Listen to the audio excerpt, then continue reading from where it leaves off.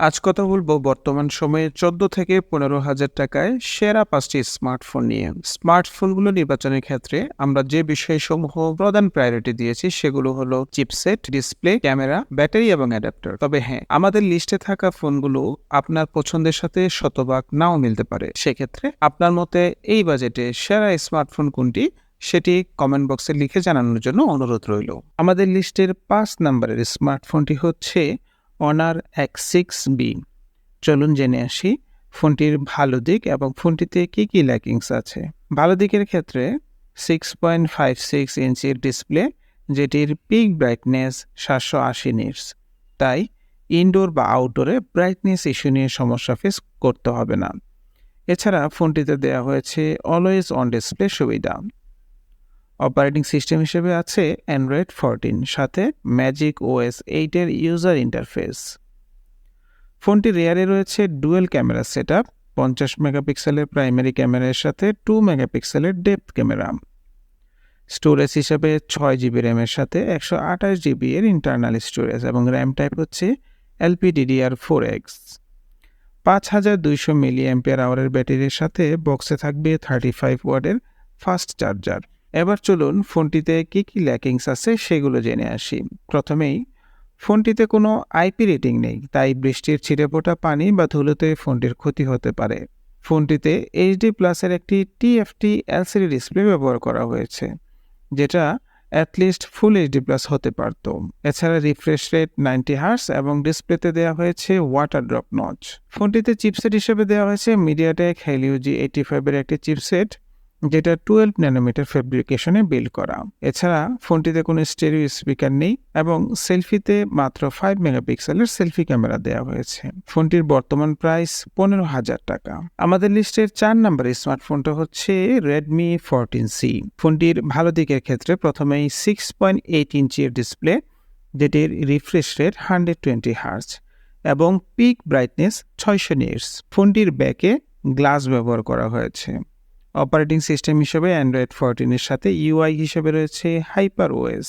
ফোনটির রিয়ারে রয়েছে dual camera setup, 50 মেগাপিক্সেলের মেইন ক্যামেরার সাথে 2 মেগাপিক্সেলের ডেপথ এবং 0.8 মেগাপিক্সেলের অক্সিলারি লেন্স, সাথে 13 মেগাপিক্সেলের সেলফি ক্যামেরা। 5160 mAh ব্যাটারির সাথে 33 ওয়াটের ফাস্ট চার্জার। এছাড়া 6 জিবি র্যামের সাথে 128 জিবির ইন্টারনাল স্টোরেজ। ফোনটির যে ল্যাকিংসগুলো রয়েছে তার মধ্যে প্রথমেই হলো এই ফোনটিতে কোনো আইপি রেটিং নেই। এছাড়া IPS LCD ডিসপ্লের সাথে ডিসপ্লে রেজুলেশন 720x1600 পিক্সেল। ডিসপ্লেতে ওয়াটার ড্রপ নচের সাথে চিপসেট হিসেবে রয়েছে MediaTek Helio G81 ultra chipset. এই ফোনটির সাথেও কোনো স্টেরিও স্পিকার সুবিধা নেই। ফোনটির বর্তমান অফিসিয়াল বাজার মূল্য 15,000 টাকা। আমাদের লিস্টের 3 নম্বরের স্মার্টফোনটা হচ্ছে টেকনো স্পার্ক 30C। ফোনটির সাথে রয়েছে 4 বছরের ফ্লুয়েন্সি সার্টিফিকেশন। টেকনো দাবি করছে ফোনটি বেশ শক্তপোক্ত। এছাড়া ফোনটিতে দেওয়া হয়েছে IP54 এর ডাস্ট অ্যান্ড স্পেস রেজিস্ট্যান্সের সার্টিফিকেশন। ডিসপ্লেতে 120 হার্জের রিফ্রেশ রেটের সাথে 5 হোল। এছাড়া অ্যান্ড্রয়েড 14 এর অপারেটিং সিস্টেম। 6 জিবি র্যামের সাথে ফোনটিতে রয়েছে 128 জিবির ইন্টারনাল স্টোরেজ। 50 মেগাপিক্সেলের মেইন ক্যামেরার সাথে 8 মেগাপিক্সেলের সেলফি ক্যামেরা। এছাড়া ফোনটিতে রয়েছে স্টেরিও স্পিকার, এর সাথে 5000 mAh ব্যাটারি। এখন জানবো ফোনটির ল্যাকিংসগুলো।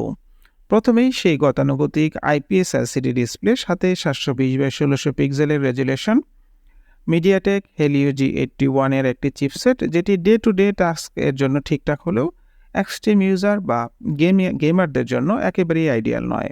18 ওয়াটের অ্যাডাপ্টারকেও ল্যাকিংসের মধ্যেই রাখছি, কারণ এই বাজেটে অন্য ফোনগুলো 33 ওয়াট থেকে 35 ওয়াট অফার করছে।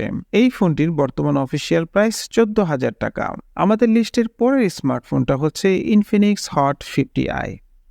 আসলে টেকনো স্পার্ক 30C এবং Infinix Hot 50i সেম কনফিগারেশনের এবং সেম প্রাইসের ফোন।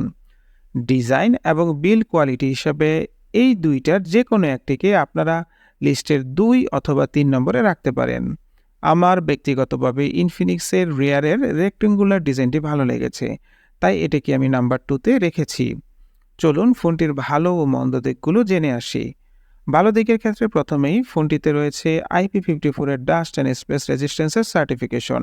ডিসপ্লেতে 120 হার্জের রিফ্রেশ রেটের সাথে 500 নিটসের পিক ব্রাইটনেস এবং অলওয়েজ অন ডিসপ্লে সুবিধা, এবং ফোনটিতে রয়েছে punch whole display. Operating system হিসেবে রয়েছে অ্যান্ড্রয়েড 14, 6 জিবি র্যামের সাথে 128 জিবির ইন্টারনাল স্টোরেজ, 48 মেগাপিক্সেলের মেইন ক্যামেরার সাথে 8 মেগাপিক্সেলের সেলফি ক্যামেরা, স্টেরিও স্পিকারের সাথে 5000 mAh ব্যাটারি। ফোনটিতে রিভার্স ওয়্যার্ড এবং বাইপাস চার্জিং সিস্টেম সুবিধাও দেওয়া হয়েছে। এবার ফোনটির ল্যাকিংসগুলো জানব। আইপিএস এলসিডি ডিসপ্লের সাথে 720x1600 পিক্সেলের রেজুলেশন, সাথে মিডিয়াটেক হেলিও G81 এর একটি চিপসেট এবং 18 ওয়াটের অ্যাডাপ্টার। ফোনটিরও অফিসিয়াল প্রাইস 14,000 টাকা। আমাদের লিস্টের নাম্বার 1 স্মার্টফোনটি হচ্ছে OnePlus Nord N30 SE। ফোনটিকে 1 number রাখার যে রিজনগুলো আছে তার মধ্যে প্রথমেই হলো এটি একটি 5G ফোন। লিস্টের বাকি ফোনগুলো কিন্তু 4G ফোন ছিল। এছাড়া ডিসপ্লে সেকশনে রয়েছে ফুল HD প্লাস ডিসপ্লে। OnePlus-এর ফোনগুলোতেই অনেকে গ্রিন লাইন ইস্যু নিয়ে ভয় পেয়ে থাকেন, তবে গুড নিউজ হচ্ছে IPS LCD ডিসপ্লে হওয়াতে এই ফোনে গ্রিন লাইনের কোনো ভয় নেই। ফোনটিতে চিপসেট হিসেবে ব্যবহার করা হয়েছে মিডিয়াটেক ডাইমেনসিটি 6020 চিপসেট, যেটি 7 ন্যানোমিটার ফ্যাব্রিকেশনে বিল্ড করা। 7 ন্যানোমিটার হওয়াতে পাওয়ার কনজাম্পশন কম হবে, ভালো ব্যাটারি ব্যাকআপ থাকবে ফোনটিতে। এছাড়া ডুয়েল ক্যামেরা সেটআপে রেয়ারে পাবেন 50 মেগাপিক্সেলের মেইন ক্যামেরার সাথে 2 মেগাপিক্সেলের ডেপথ ক্যামেরা। এছাড়া 8 মেগাপিক্সেলের সেলফি রয়েছে ফ্রন্টে। স্টেরিও স্পিকারের সাথে রয়েছে 5000 mAh ব্যাটারি এবং 33 ওয়াটের ফাস্ট চার্জার। এবার জানব ফোনটির ল্যাকিংসগুলো। এই ফোনটিতেও কোনো আইপি রেটিং নেই। আইপিএস এলসিডি ডিসপ্লের সাথে মাত্র 60 হার্জের refresh rate, Android 13 operating system এবং 128 জিবির স্টোরেজ থাকলেও র্যাম অনলি 4 GB। তবে 4 GB র্যাম ভার্চুয়ালি ব্যবহার করার সুযোগ থাকবে। এই ছিল আজকের ভিডিও। এখন আপনাদের মতে এই বাজেটের সেরা ফোনগুলো কি তা কমেন্ট বক্সে জানাতে পারেন। ধন্যবাদ সবাইকে।